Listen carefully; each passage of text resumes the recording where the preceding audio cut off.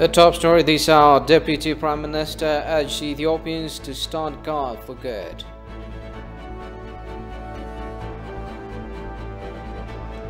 Prolific writer Jeff Bees bashed Western countries that are forcing Ethiopia to postpone election. And Kenneth Kaunda, father of modern Zambia, dies at the age of 97.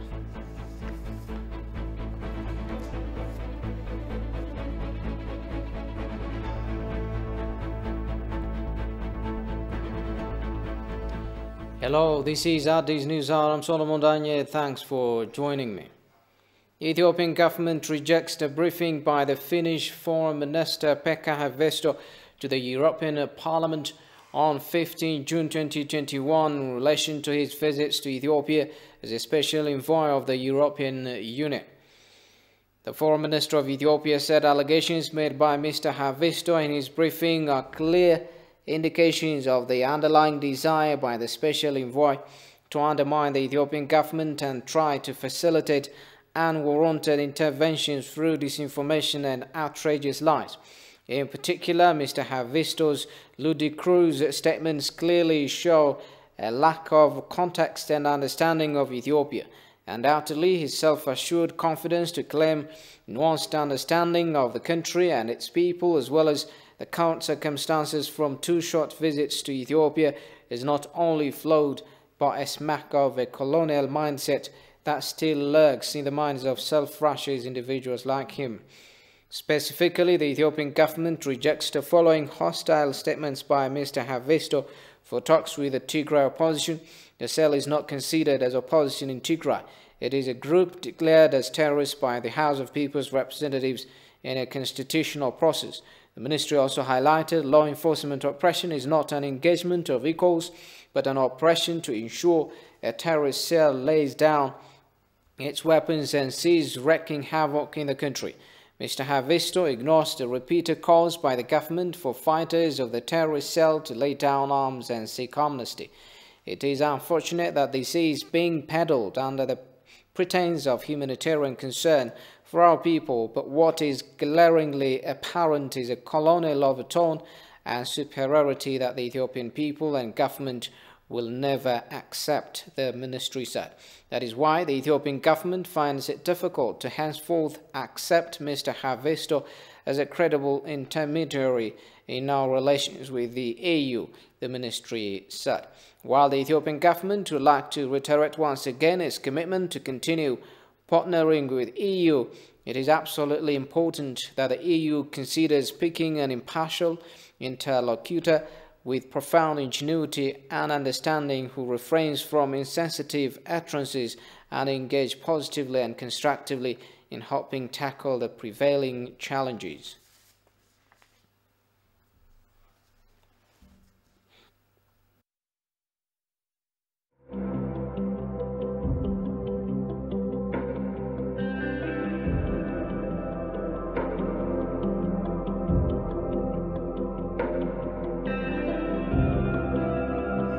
It's now up to Egypt to come on board and agree with us that we are going to share these waters. So Ethiopia is basically saying rain falls onto the ground, forms a river, we just want to use it to generate power.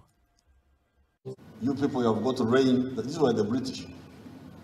So you people in the tropics, you have got rainwater, so you don't need the river water. Of course, we have now rejected this.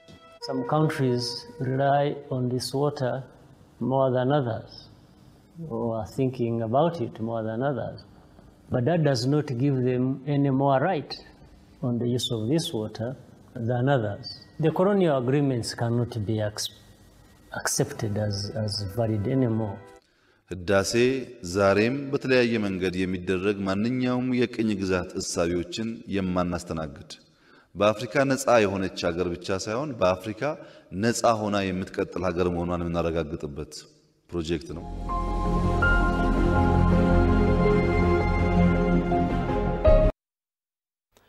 Deputy Prime Minister and Minister of Foreign Affairs of Ethiopia, Demeke Mekonnen, says Some external forces undermined Ethiopia's efforts to extricate it from poverty, putting undue pressure to disrupt the construction of GERD. Minister of Water, Irrigation and Energy on his part said Egypt and Sudan are hampering US's negotiation by bringing irrelevant reasons. This remark came while the Ministry of Foreign Affairs and Ministry of Science and Higher Education launched a public diplomacy center. Goshu Maliso reports. Ethiopia is grappling with various diplomatic pressures regarding the situation in Tigray, GERD construction and the 6th general election ahead of June 2022. As a part of efforts to fight fake news and diplomatic pressure about GERD, Higher Education Public Diplomacy Center has been formed on Friday. The Ministry of Science and Higher Education, in collaboration with the Ministry of Foreign Affairs and the Ministry of Water, Irrigation and Energy, has organized an online discussion on the current situation of the Grand Ethiopian Renaissance Dam and issues of science and digital diplomacy that require scholarly attention. Deputy Prime Minister and Minister of Foreign Affairs of Ethiopia, Demeke Mekonnen, said some external forces dismayed by Ethiopia's efforts to extricate from poverty put unrelenting pressure to disrupt GERD construction. However, the fruit of the Grand Ethiopian Renaissance Dam will be realized soon. ከድህነት መላቀቃችን የሚያስደነግጣቸው ሀገራትና ደጋፊዎቻቸው Some countries who are threatened by Ethiopia's efforts to extricate from poverty are working tirelessly toward GERD construction. These countries are speculating orchestrated misinformation to confuse the international community. Egypt and Sudan are politicizing the construction of GERD. Ethiopia knows to develop its natural resources in fair and reasonable manner. But GERD is our existential project. Therefore, all Ethiopians should stand together more than ever to safeguard for the dam. Scholars in the field should discharge their responsibility and leadership role to foil Egypt's and Sudan's false propaganda. I am sure this higher education public diplomacy center would play a significant role in debunking false information. Minister of Water, Irrigation and Energy Sleshi Bekele underscored that Egypt and Sudan are hampering negotiations under the auspices of AU by bringing irrelevant reasons. The tactic Egypt and Sudan are following right now, hampering the progress of the negotiation under African Union facilitation by bringing reasons that are irrelevant to the real negotiation issue, which is about first filling and annual operation of the GERD. In the past, under the chairmanship of South Africa, they have interrupted 7 times, none of which was related to Ethiopia. There were good progress during that phase, whereby even to the extent South Africa has made a recommended proposal. Each of us we have some differences, but it was a very good document. Then last February, DRC taken over. On the commencement of Higher Education Public Diplomacy Center, Nile Nations Integrated Software has been launched. The software developer Igremacho Shetu said the platform will play a significant role in tackling misinformation about GERD in centralized manner. Lots of researches are being conducted, and lots of academic members are there. So we are going to engage this community as a member of that platform, so that they will have the same information and they will have orchestrated movement so that they can tackle this pressure that is happening on Ethiopia, on our country. So we have to orchestrate each other. We have to have similar information and awareness, and we have to also have facts and figures. We have to provide the correct information. If we can have a correct information, we can make the awareness all over the world, so that the world will know what's the intention of Ethiopia. According to data from Ministry of Water, Irrigation and Energy, currently the overall progress of GERD has reached 80.2%, the civil workers 91.2%, HSS 53.6%, and electromechanical workers has also reached 52.7%, whereas building the transmission is completed. Scholars who respond to native English say GERD is a modern-day Adwa to Ethiopians. Ethiopia's mega dam is not a matter of equity and fairness, but a matter of survival to citizens of the country, they said. Sintayo Tamrat reports. Many African countries see Ethiopia's Grand Renaissance Dam as a modern-day manifestation that Ethiopia is still at the front line in the battleground against modern version of colonialism. After visiting the project site of the Grand Ethiopian Renaissance Dam, many African diplomats and government officials witnessed that the GERD is another mega pioneering event after Adwa to Africans that show Africa can liberate itself from poverty by using its own resources. By the same token, scholars who live in the US and the Netherlands say the GERD is a modern-day Adwa to Ethiopians. The Great Ethiopian Renaissance Dam, or GERD, is a transformative project for Ethiopia and Ethiopians because it helps Ethiopia and Ethiopians break an important economic and psychological barrier. The GERD sets the tone for all subsequent development projects in Ethiopia. The GERD proved that Ethiopians could self-fund and sustain gigantic projects like the GERD to herald the end of poverty in Ethiopia. The GERD is a showcase of breaking the vicious cycle of dependence on foreign aid, grants, loans, and assistance. The GERD is a modern-day Adwa to Ethiopians. Kenya or Somalia or South Sudan, and in fact, they are as eager as the rest of Ethiopians to see the final finishing of this dam because they are going to be part of the beneficiaries amongst like other Ethiopians. Given Ethiopia's socio-economic condition, which is directly associated with lack of access to electricity, Ethiopia's mega dam is not a matter of equity and fairness, but a matter of survival.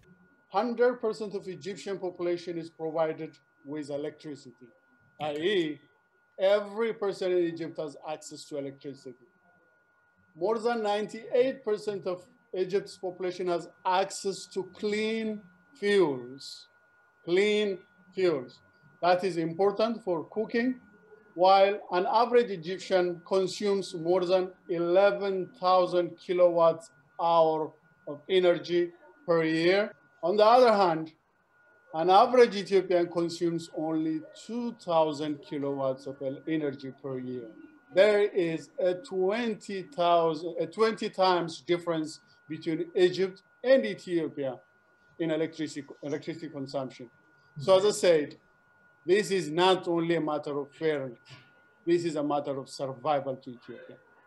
And sadly, only 30% of the population of Ethiopia has access to electricity. When it starts to produce electricity, then there will be a major boost of economy in the country, which will bring an infrastructure in different parts of the region, ultimately eradicating poverty, and also bringing infrastructure means it includes hospitals, which reduce child mortality, which improve maternal health. Also, infrastructure has to do with education. If we want to set up an education, we certainly need electricity. So it touches everywhere, and also in terms of gender equality, it will hugely take off the burden of our mothers, sisters, and daughters, which ultimately also empowers women. The GERD is expected to bring a colossal economic transformation to the entire region,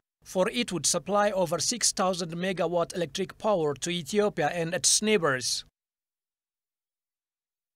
The National Election Board of Ethiopia said it has finalizing election material distribution to undertake the 6th general election on Monday across the country. Talking to ETV, communication advisor with the National Electoral Board of Ethiopia, Soliana Shimelis said the board has been facing many challenges to deliver election materials in polling stations at various regional states in the country. Habtam Ashagri tells us more. Ethiopians will cast their vote in the 6th national election next Monday. As part of this move, over 8.8 million voters have been registered to participate in the election, according to the National Election Board of Ethiopia. Talking to TV, the National Election Board of Ethiopia Communication Advisor, Soliana Shimellis, said NEBE has undertaken many activities to distribute election materials across the country as per its schedule. We have been working hard to get those materials, especially the sensitive materials, out to different constituencies and polling stations. So far, I think we're almost done with dispatching every region to different parts, to different constituencies. So yeah, basically we are done with Benishangul, Redawa, Gambella. Like, we provided our constituencies with the polling materials, and then so in the next couple of days they are going to be distributing to polling stations, to neighborhoods, and then like a specific polling station where voting is going to be conducted. Soliana added, except the capital city of Addis Ababa, the National Election Board of Ethiopia is working hard to finalize the distribution of election materials in the coming 2 days. I think except for Addis Ababa, which we are going to do it tomorrow and the day after tomorrow, the other places we're done with dispatching materials, and we have got support from Ethiopian Airlines, some with Ethiopian Air Force, and also we have got support from regional and city administrations, where they support distribution of materials from the constituency level to different polling stations. So yeah, so far we have been working on that, specifically this week, about the electoral materials that are sensitive, and previously, the previous weekend, the week before that, we have been packing non-sensitive electoral materials, which are basically ballot box, stationery, and so on, and also voting booths where people are going to vote inside, and then like that are going to be established in different polling stations, inside polling stations. So we have seen that earlier. So now our distribution and more focus is basically sending our ballot papers and tabulation forms and result announcement forms, which are basically kind of sensitive compared to the other materials. According to Soliana, the National Election Board of Ethiopia is facing many challenges to deliver election materials in polling stations at various regional states in the country. The transportation and logistics is not something that you say like you are done, you keep doing it until the final day. And as you know, sensitive materials, they cannot be out in public earlier, so they need to get there like on the right time before it's before they have like too long time to be around, so that you need to have more security and make sure that like they're not going into somebody else's hand. So there needs to be an appropriate time where you actually delivers them to the constituencies and polling stations. So that's the tricky part with elections. Like, you need to make sure that like they get on time, but at the same time you need to make sure that like they don't get there earlier, so that like they will be abused or like got into the hands of another person, as they are very sensitive. So that's what we have been doing in the last couple of days this week, and we're going to do that at the end of this week as well. Communication advisor of NEBE, Soliana Shimellis, said some 45,000 domestic observers have been issued accreditation to monitor the election process, and civic societies, embassies, foreign institutions, among others, have licenses to observe the upcoming election on Monday. International elections observers are arriving in Ethiopia. Former Nigerian president and the current African Union Election Observation Mission Olusegun Obasanjo arrived in Ethiopia last night ahead of the upcoming national elections to take place on Monday. Eastern Africa Standby Force has also announced the arrival of its election observation mission. The director, Brigadier General Getachew Sfero, accepted the invitation from the host country, Ethiopia, and consequently has deployed the mission to observe and report on the conduct of the 6th general elections. The Eastern Africa Standby Force election observation mission consists of 28 observers drawn from its member states: Burundi, Djibouti, Kenya, Somalia, Seychelles, Uganda, Rwanda, and Comoros.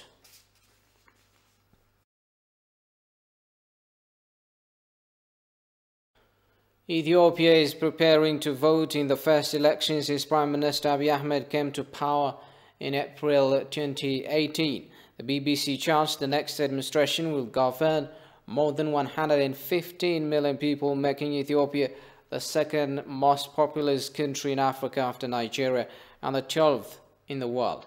Daniel Canson has more.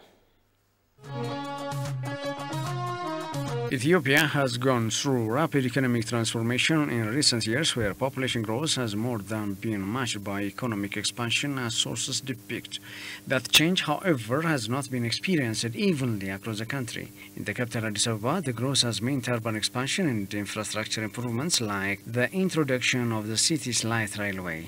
Changes in Ethiopia have also been reflected in improvements in health. In the past 50 years, there has been a dramatic decline in the number of deaths of children under 5. The proportion of women dying in childbirth has also fallen. There have been reforms in the political, judicial, economic and social sectors since Prime Minister Abiy Ahmed has taken office. He has been keen to foster a sense of national unity in the face of ethnic divisions, but also wants to celebrate that diversity. Recent events, though, have proved a challenge to that vision. Ethiopia has a federal system with 10 ethnically based states and 2 chartered cities. Sidama was established in 2020 after a vote the year before, and an 11th state could be created in the southwest following a referendum to be held in September. Ethiopia was forced to face the challenges of COVID-19, which incidentally led to the rescheduling of the 6th national election, which also forced the country to engage in economic austerity measures, which proved to be successful. Conducting the 6th national election in Ethiopia is not only highly critical, but also for the entire Horn of Africa and the continent. That's why the peoples of Ethiopia are more than ever determined to conduct the 6th national election in the most peaceful, credible and democratic manner. Ethiopian Media Authority says national parties better use the free allotted airtime and newspaper columns for their political campaign to the 6th general elections as compared to regional parties. In its press briefing, the authority highlighted that 46 political parties and 143 independent candidates were given free airtime and newspaper columns in more than 57 media outlets. The authority, quoting its recent study, expressed that the free allotted airtime and newspaper columns enabled political parties to further reach to the wider public better than previous rounds of elections.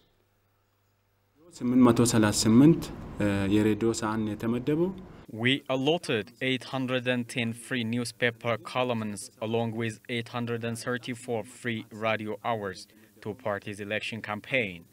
We also allocated 576 free television hours to different parties' political campaign.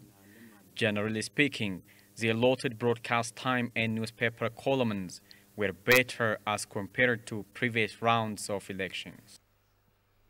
The authority pointed out that not all parties effectively and evenly exploited the free media time and space allocated to them.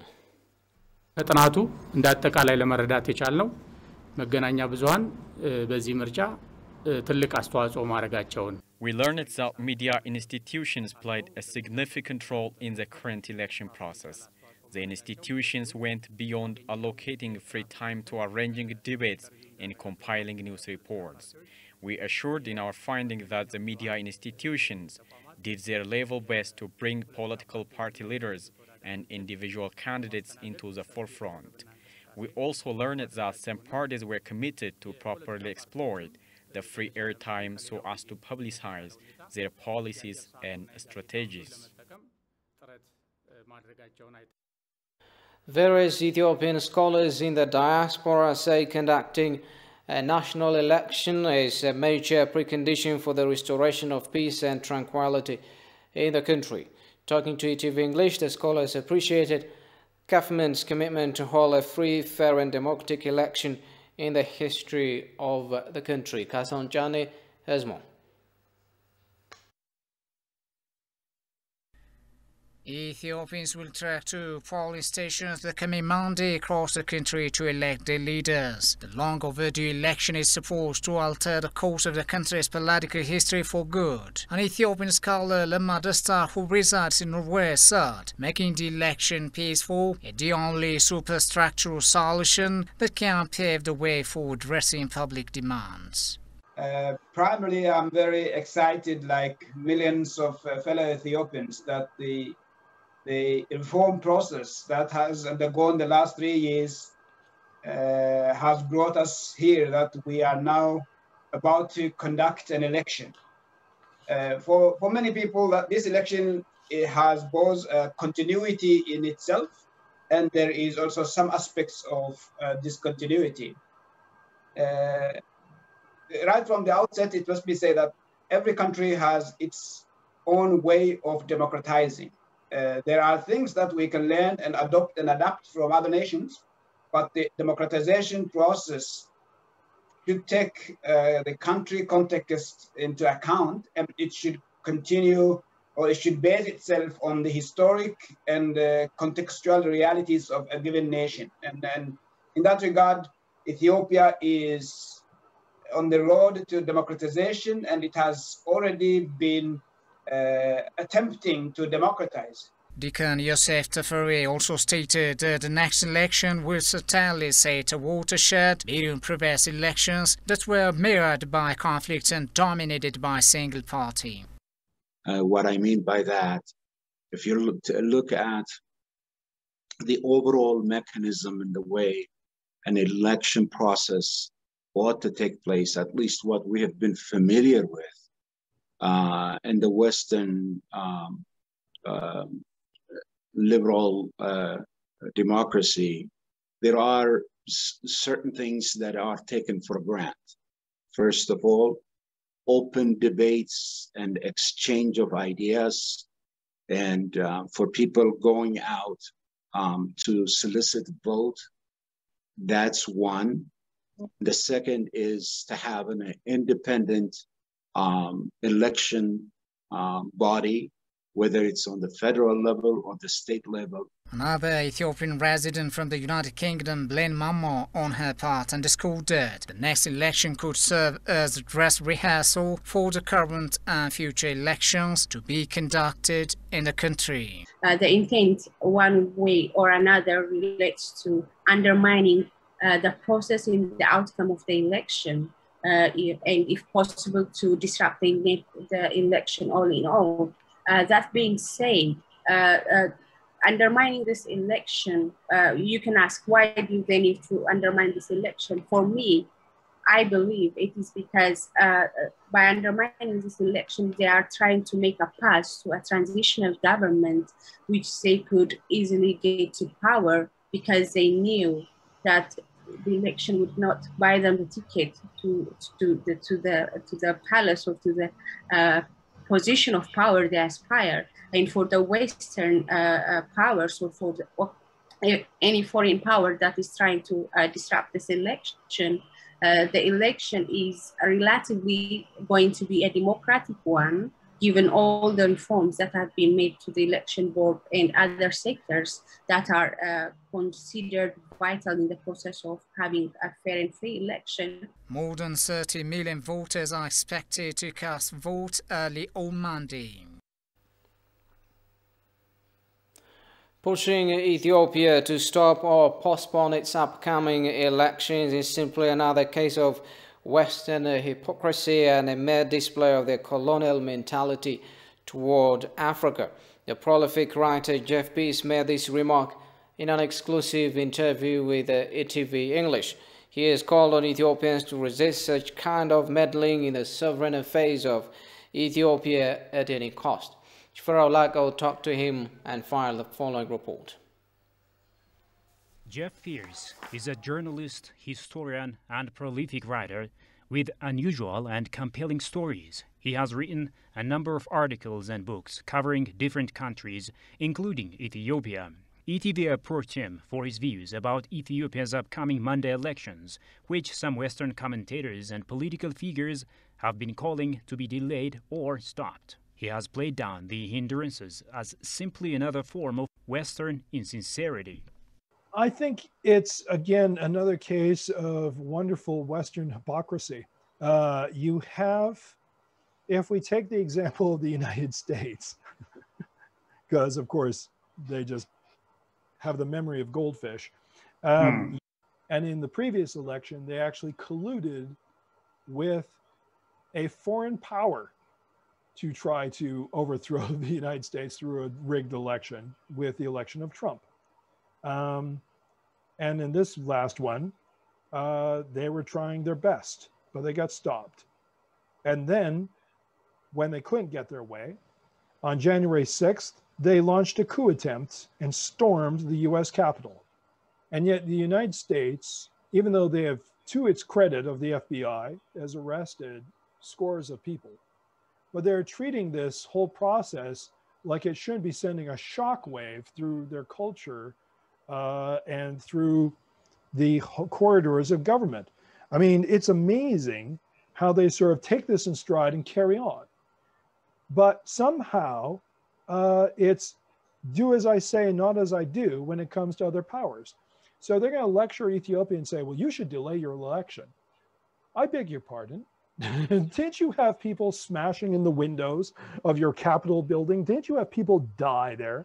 And what's more, tell me how, in any kind of political context, it ever benefits people to delay the democratic choice of their leaders. How is that ever helpful? Because even if you have a rigged election, you have a process that you can examine.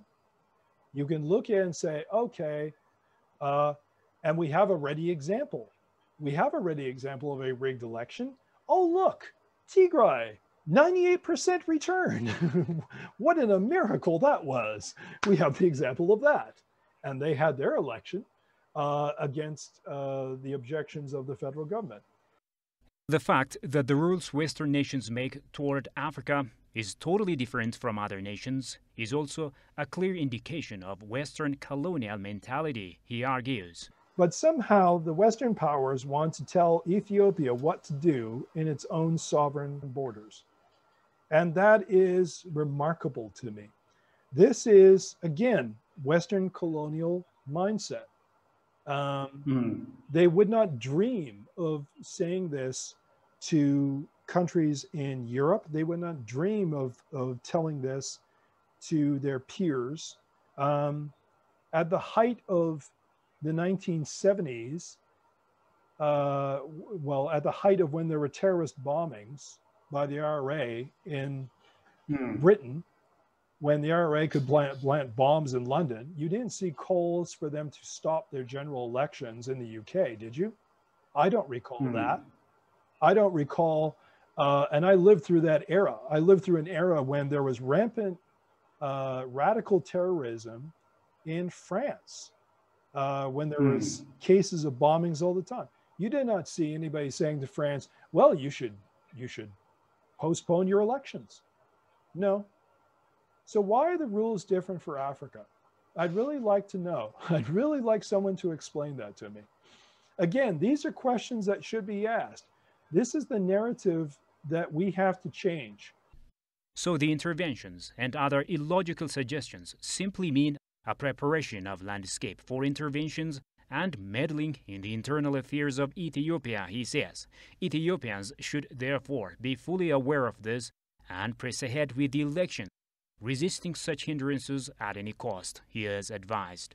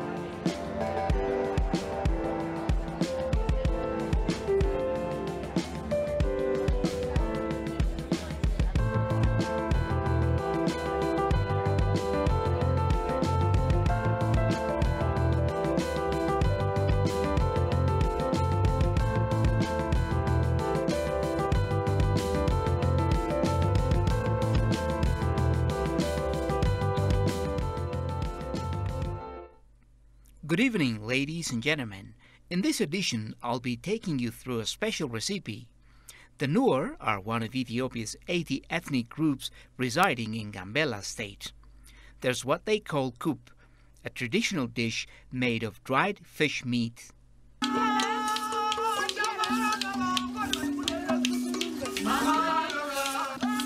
በዱቄት በቆሎ ነው ተፈጭቶ ነው ከዛ የባህላዊ ምግብ እንድንሰራ ነው የኑዌር ባህላዊ ኩብ ይባላል መጀመሪያ እዚህ ጋር ይጨምራል ከዛ ዋ ይጨምራል ማለት ነው ከዛ ዋ ተጨምሮ እንደዚህ ይሆናል አሁን ወፍራም ነው ዋላ ሲመጣ ግን ቀጭን ይሆናል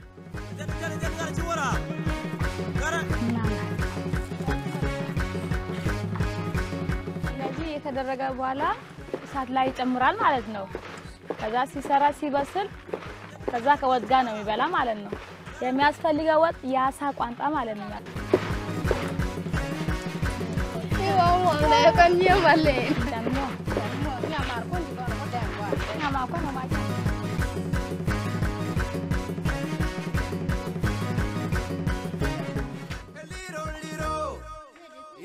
ከዛ አሁን ይጨምራል ማለት ነው ለላሞታ ሞታ ዘይቱ በቂው ነው በቂ ነው እንደዚህ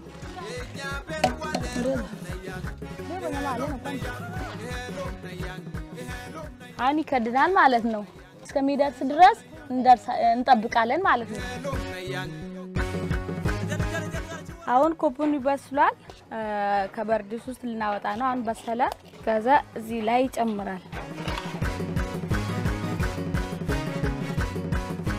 አን እንደዚህ ወጡን ኮብ ላይ ይጨምራል ከዛ ይመሳሰላል ሲመሳሰል ለወንዶች ነው የምናቀርበው መጀመሪያ ወንዶች ሲጨርሱ ደግሞ ለምሳ ከዛ አረጊቶች ይበላሉ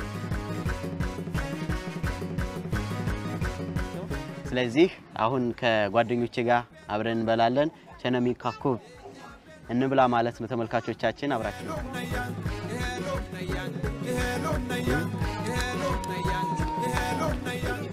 በጣም የሚጣፍጥ ምግብ ነው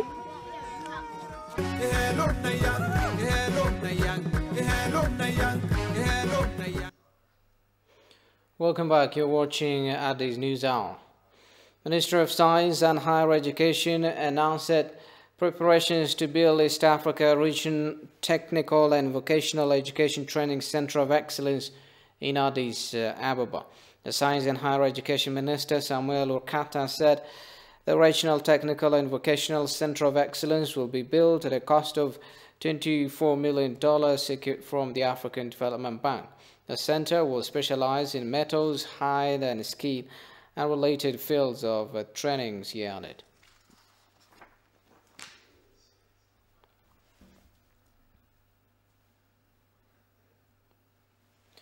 Chief of the Energy, Infrastructure and Services Section of the Economic Commission for Africa, Robert Lisinj, commends Ethiopia's national strategies and plans to develop and modernize its transport and logistics sector. He was speaking during a meeting with representatives of Ethiopia's Ministry of Transport and other stakeholders to review and validate a study on the gaps that exist in the digitalization of Ethiopia's logistics sector. The study, titled Gap Assessment of Logistics Digitalization in Ethiopia, was supported by ECA through technical assistance and advisory services to the Ministry of Transport of Ethiopia. ECA stood steadfastly beside Ethiopia in the country's drive to modernize its transport and logistics sector, he said.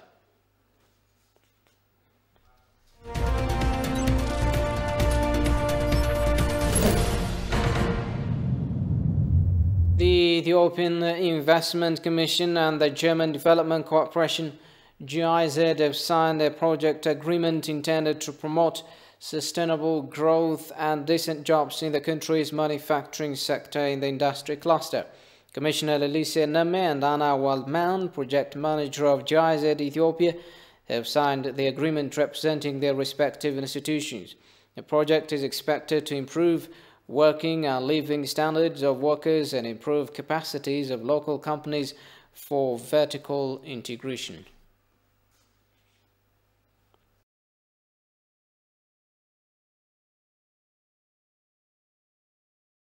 Mojo Dry Port Logistics Center expansion project, which consumes $150 million, launched yesterday.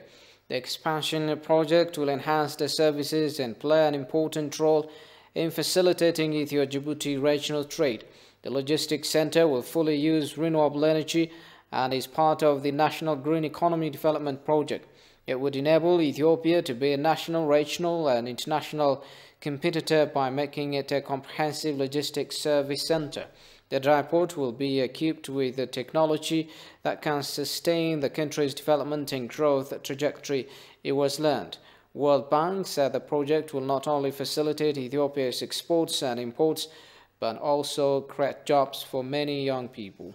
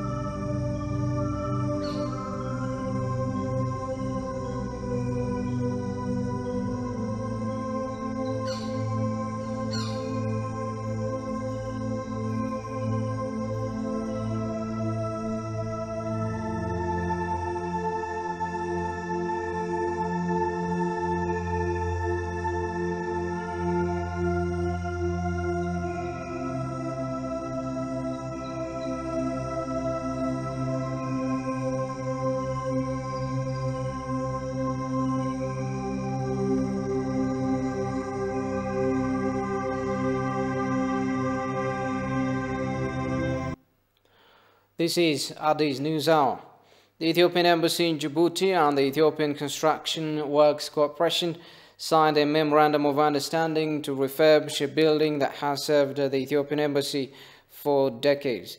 The building would generate income, help the mission in Djibouti to be self-sufficient, as well as reduce the federal government's foreign exchange expenditure.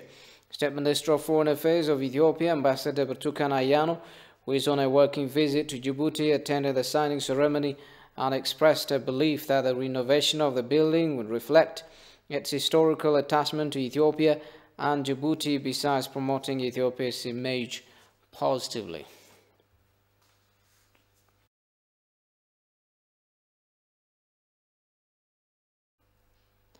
The man known as Zambia's founding father has died at the age of